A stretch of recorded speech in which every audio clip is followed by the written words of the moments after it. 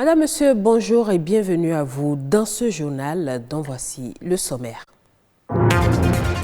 Ce 2 avril a lieu la journée mondiale de sensibilisation à l'autisme. Cette célébration vise à mieux informer le grand public sur les réalités de ce trouble du développement qui touche une personne sur 150 dans le monde.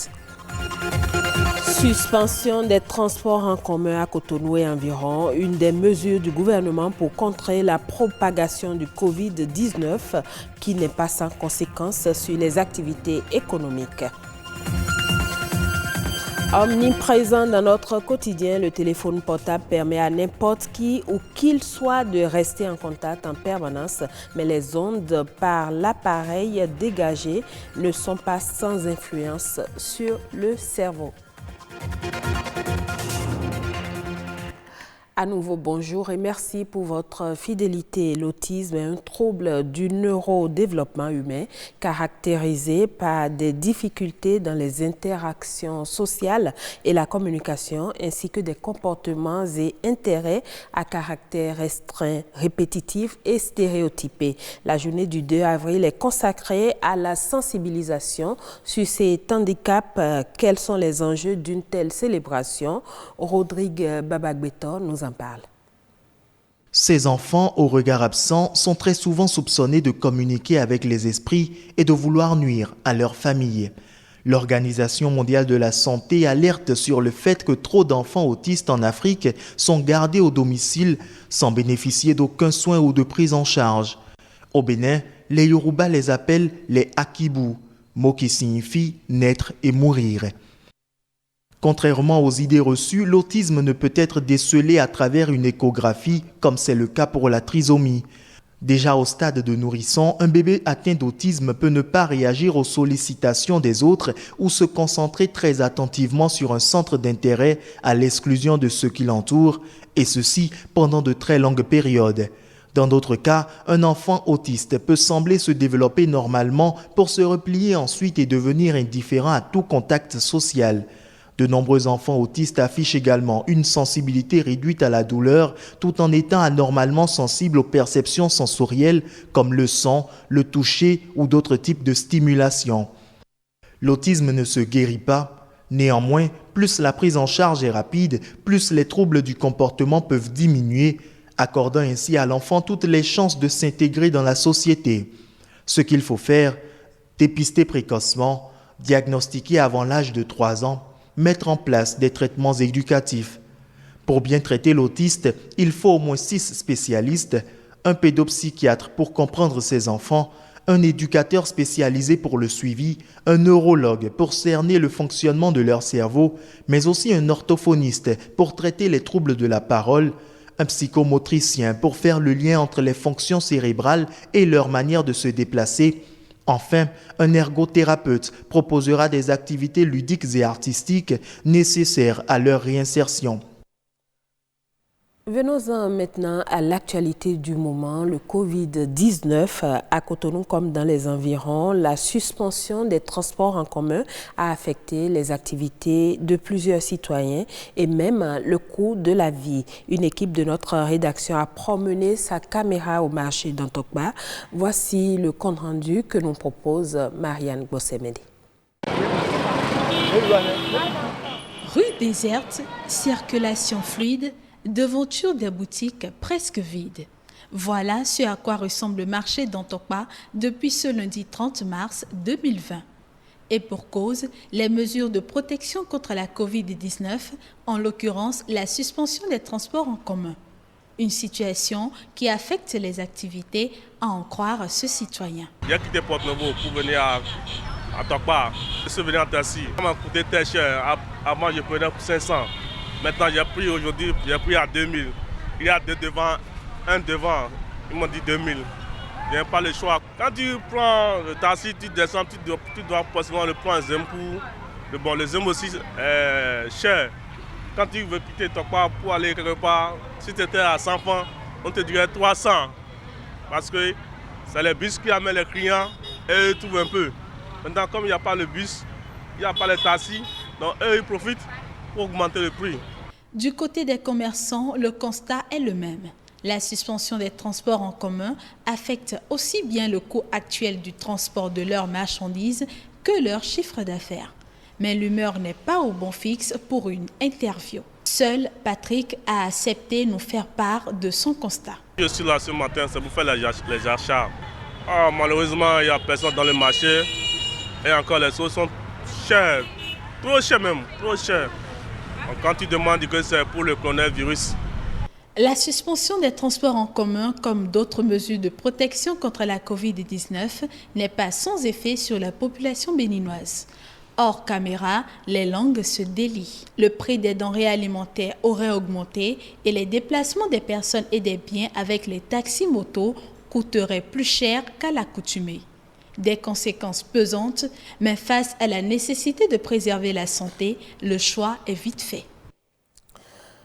Au Cameroun, l'Ouest fait partie des régions déjà touchées par le Covid-19. Cette région se distingue par son dynamisme dans le secteur de l'élevage, un secteur plus que jamais sensible. Suivez le reportage.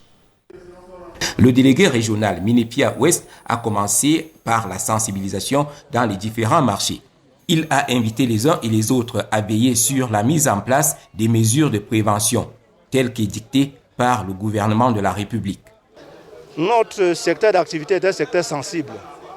Il était dans le bon ton que, dans la suite des instructions que son excellence Dr Taïga, ministre de l'élevage, a données, que nous puissions nous assurer que nos opérateurs économiques sont bel et bien dans les rangs de la lutte, de la guerre que le gouvernement tout entier et la population mènent contre cette pandémie. Pour l'heure, le délégué régional Minépia Ouest et ses collaborateurs veillent sur le respect des mesures d'hygiène telles que édictées, le lavage des mains à l'eau et au savon ou alors l'utilisation de la solution hydroalcoolique. Retour au Bénin, vous souvenez-vous de ce temps où le téléphone portable n'était pas encore scotché à nos mains. Aujourd'hui, le confort de ces appareils nous est devenu indispensable alors que leur utilisation ne cesse d'augmenter. Les smartphones restent des appareils potentiellement dangereux. Les ondes électromagnétiques qu'ils dégagent seraient nocives pour nos cerveaux. C'est plutôt ce que nous dit ce médecin neurologue au micro d'Ulvaeus Balogun. Le cerveau, pour son fonctionnement propre, émet des ondes électromagnétiques de très faible fréquence. D'accord ? Chez un adulte, ces fréquences varient de 8 à 20 Hz et chez les enfants, les fréquences sont plus basses. Et les téléphones portables utilisent également pratiquement les mêmes ondes, mais à des fréquences plus élevées. Ce qui fait que l'utilisation du téléphone portable de plus de 30 minutes par jour pendant plus de 5 ans expose à un risque accru de tumeurs du cerveau qu'on appelle méningiome, des gliomes. Les gliomes, ce sont des tumeurs selon leur grade qui peut avoir une malignité très sévère et donc conduire à un décès. Il y a ce que l'on appelle les troubles neurocomportementaux qu'on peut observer chez des sujets qui ont une utilisation abusive du téléphone portable, mais pas que du téléphone portable. Il faut inclure en même temps tous les outils assimilés. Les casques sans fil, Bluetooth, c'est pareil. Les routeurs Wi-Fi, c'est pareil. Ils vont réunir des troubles tels que les troubles mineurs du sommeil. Donc, c'est un sujet qui va se réveiller le matin avec un sommeil peu réparateur. Donc, il se réveille le matin plus fatigué qu'il ne l'était la veille en se couchant. Il y a des troubles de l'attention, des troubles de la concentration. Les conseils pratiques que je pourrais énumérer, déjà ceux qui utilisent les téléphones portables pour justement les appels téléphoniques, réduire la durée des conversations téléphoniques. Il vaut mieux faire un appel très court et après peut-être échanger par SMS que de garder le téléphone longtemps à l'oreille. Pour ceux qui, pour des raisons professionnelles, doivent faire plusieurs heures au téléphone, c'est recommandé d'utiliser les écouteurs, les casques à fil. Donc les écouteurs à fil, c'est plus sain que les écouteurs, les casques sans fil qui utilisent le Bluetooth. Et ne pas dormir près de leur téléphone la nuit. Il faut couper le téléphone parce que même éteint, le téléphone portable émet toujours des ondes et reçoit des ondes. Et le reprendre le lendemain, comme ça vous avez une nuit plus paisible et moins perturbée par ces ondes qui pourraient nuire. Suivons à présent la compilation de l'actualité nationale en bref et en images présentée par Patrick Adiakboudjou.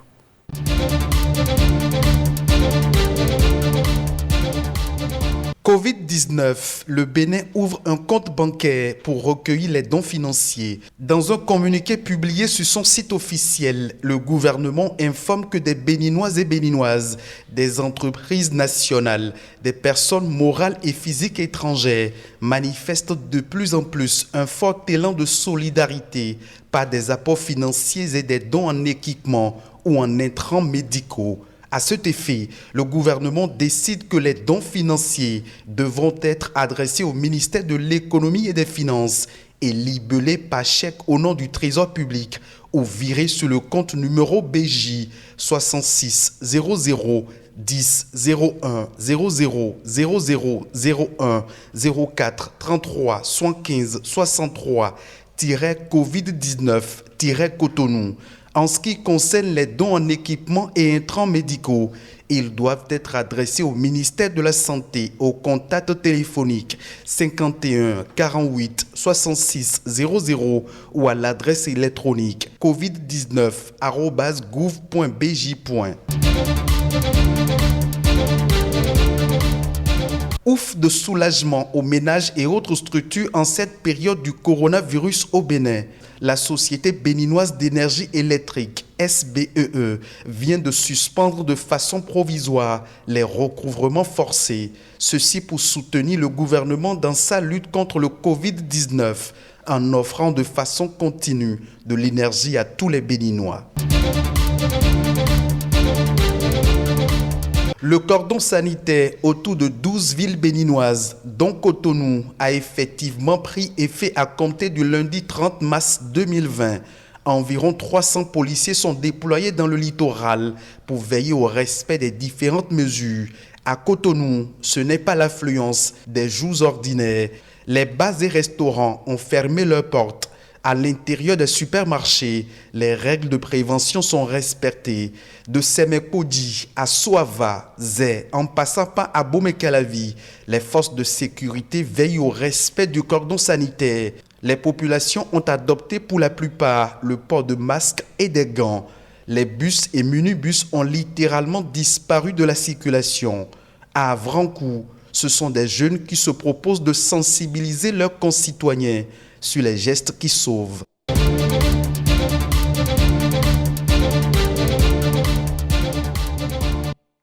Et voilà qui met un thème à cette édition. Merci à vous de l'avoir suivi. Je vous donne rendez-vous à 19h45 pour un nouveau point de l'actualité.